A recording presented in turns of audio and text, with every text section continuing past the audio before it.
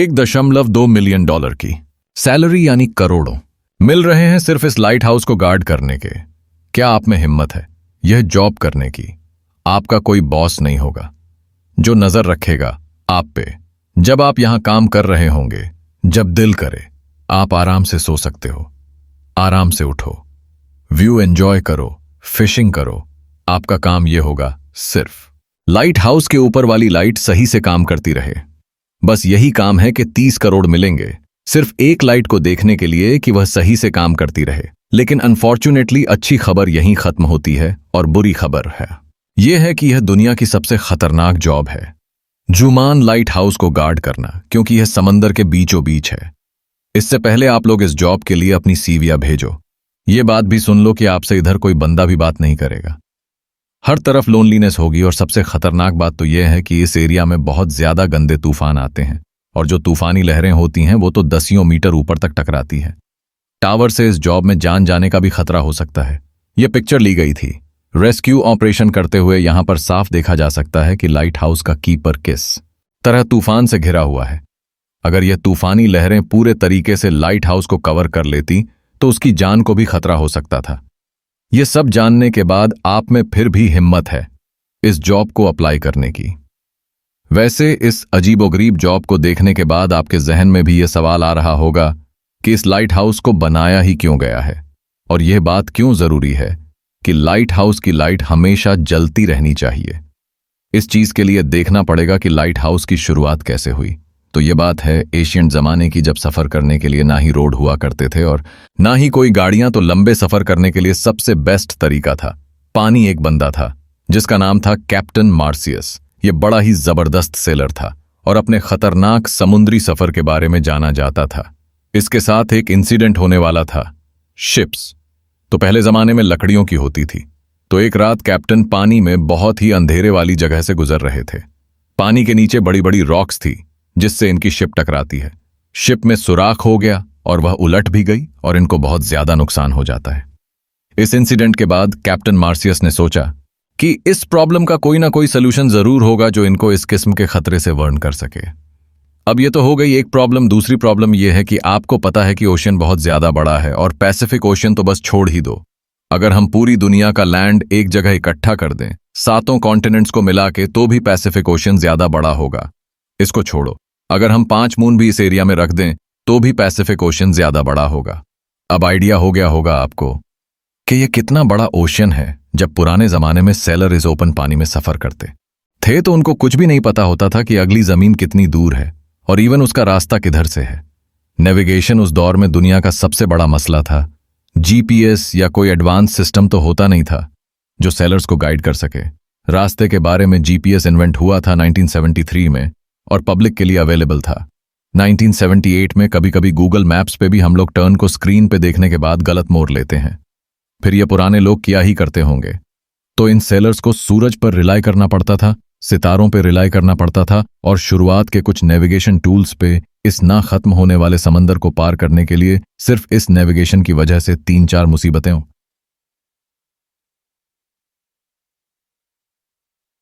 जाती थी। जैसे कि कैप्टन एलएस को आई थी। पुराने जमाने में कैप्टन अपने क्रू के साथ पैसिफिक ओशियन क्रॉस कर रहे थे तो रात में एकदम से बादल आ जाते हैं जिसकी वजह से सितारे छुप जाते हैं, जिनको ये देखकर रास्ते का पता लगा रहे थे। और फिर समंदर के इस हिस्से में बहुत तेज तूफान आता है तो ये लोग रास्ता भटक जाते हैं। जब सुबह होती है तो ये लोग ओपन ओशियन में लॉस्ट हो गए थे। क्रू के पास ना ही कुछ खाने के लिए बचा था और ना ही कुछ पीने के लिए। भूख और प्यास की वजह से क्रू का बुरा हाल होता है। आपको भी पता होगा कि ओशियन का पानी हम इंसान नहीं पी सकते क्योंकि ये बहुत ही ज्यादा नमकीन होता है। इसके पीने से इंसान की मौत भी हो सकती है। तो ये लोग पानी में होने के बावजूद भी प्यासे थे। बहुत सारे क्रू मेंबर्स मर गए थे। कैप्टन को बहुत मुश्किल से लैंड मिला था और फाइनली ये लोग वहां पर जाकर स्टॉप करते हैं। अब दुनिया के सबसे पहले लाइट हाउस उसकी शुरुआत होने वाली थी। इजिप्ट में मेडिटरेनियन सी के साथ था। एशियंट सिटी ऑफ अलेक्जेंड्रिया वहां का रूलर था फटोलमी II फिलाडेल्फिया। इसका किंगडम उस टाइम एक प्रॉपर हब था ट्रेड कल्चर के लिए।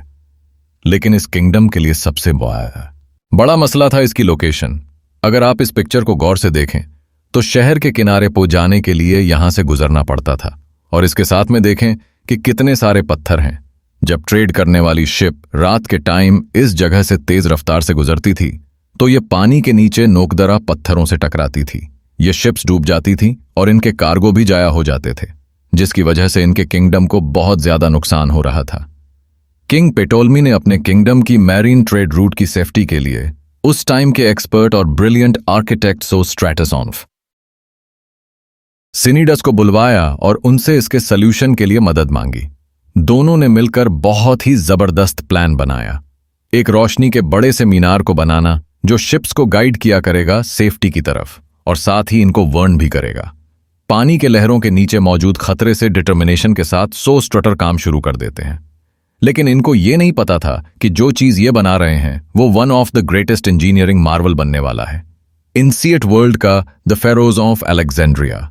अलेक्जेंड्रिया के साहिल पे आइलैंड्स ऑन ऑफ फेरोज के ऊपर यह लाइट हाउस चमकती हुई बुलंदियों पे पहुंच गया। इसकी हाइट थी व्हाइट मार्बल से बनाया गया था। इस लाइट हाउस के ऊपर बहुत बड़ी आग जलती थी जिसको हर वक्त ओनेल और लकड़ी की सप्लाई मिलती रहती थी। इस लाइट हाउस को दुनिया के 7 एशियंट अजूबों में से एक भी माना गया था। लेकिन सिर्फ इसके साइज की वजह से यह लाइट हाउस अमेजिंग नहीं था, बल्कि इसके पीछे इसका जीनियस डिजाइन भी था। सो स्ट्रास ने लाइट को और ज्यादा बढ़ाने के लिए मिरर और लेंस का सिस्टम भी बनाया था, जिसकी मदद से मीलों दूर जहाज को भी इसकी रोशनी आराम से दिखाई देती थी। जैसे ही लाइट हाउस के बनने की बात फैलती है तो दूर के सेलर्स ने सुकून का सांस लिया। अब उन लोगों को इस लाइट हाउस की वजह से अलेक्जेंड्रिया के पास पथरीले पानी को नेविगेट करने की जरूरत ही नहीं पड़नी थी। तो यह दुनिया का पहला लाइट हाउस एक सेफ्टी का सिंबल बन गया था सेलर्स के लिए, और यहां से फिर लाइट हाउस का कॉन्सेप्ट पूरी दुनिया में फैल गया। पहले तो ये लाइट हाउस समुद्र के किनारों पर बना करते थे, लेकिन जब वक्त के साथ साथ दुनिया भर में ट्रेड बहुत ज्यादा शुरू हो गई तो समंदर के बिजी ट्रेड रूट के बीच में जिधर रॉक्स पानी के ज्यादा करीब होती थी और जनटीरा वर्जिन रॉक थे, से शिप को ज्यादा खतरा होता था कि यह कहीं इनको डुबा ना दें। उन जगहों पर भी लाइट हाउस बनना शुरू हो गए थे। इसी वजह से समंदर के बीचों बीच डिफरेंट लोकेशन पर आपको ये लाइट हाउस देखने को मिलेंगे। शुरू में इन लाइट हाउस पर आग जलती थी, लेकिन यह कोई आइडियल सिचुएशन नहीं थी कि रोज लकड़ियां, ओनियल और कोल को हर वक्त इस्तेमाल करना। इसके बाद कैंडल्स, गैस लैंप और ओनियल लैंप्स आ गए थे। लेकिन आग की लाइट इतनी ज्यादा ब्राइट नहीं होती थी। जब इलेक्ट्रिसिटी प्रोड्यूस हुई थी और लाइट बल्ब की इन्वेंशन होती है तो ये लाइट हाउस भी इलेक्ट्रिक बल्ब पर शिफ्ट होना शुरू हो गए थे, क्योंकि इनकी लाइट ज्यादा होती है। लेकिन फिर भी लाइट हाउस इस लाइट को मीलों दूर किस तरह रिफ्लेक्ट करते हैं? इसका जवाब है ये लेंजेस 1800 तक इन रिफ्लेक्टर को लाइट सोर्स के पीछे लगाया जाता था। लेकिन उस टाइम के इंजीनियर्स को एक बात पता चलती है कि लाइट को और ज्यादा फोकस किया जा सकता है कि लेंस को अगर हम लाइट के सामने रखें। लेकिन इसमें मसला ये था कि जितना मोटा लेंस होगा उतनी ही कम लाइट होगी। तो यहां पर आ जाते हैं फ्रेंच फिजिसिस्ट और इंजीनियर फ्रेस्नेल, जिनके पास बड़ा जबरदस्त सॉल्यूशन था। इन्होंने लेंस को एक तो बारीक कर दिया और उसके डिजाइन को इस तरह बनाया था कि सारी लाइट एक ही पॉइंट पर फोकस कर रही थी। इस तरीके से फैली हुई लाइट को एक सिंगल डायरेक्शन में भेजा जा सकता था। आज मोस्टली लाइट हाउसेस में फ्रेजल लेंस ही इस्तेमाल होता है। इस इनोवेशन ने लाइट हाउस को रेवोल्यूशनाइज कर दिया था और लाइट को मीलों दूर से आराम से देखा जा सकता था। तो इस तरह इन लाइट हाउस की मदद से शिप्स को खतरे का आराम से पता चल जाता था। तो वो जो वीडियो के शुरू में मैंने आपको जॉब बताई थी कि जुमान लाइट हाउस में रहने के लिए आपको 30 करोड़ रुपया मिलेंगे, सिर्फ आपने ये देखना कि लाइट हाउस की लाइट जलती रहे।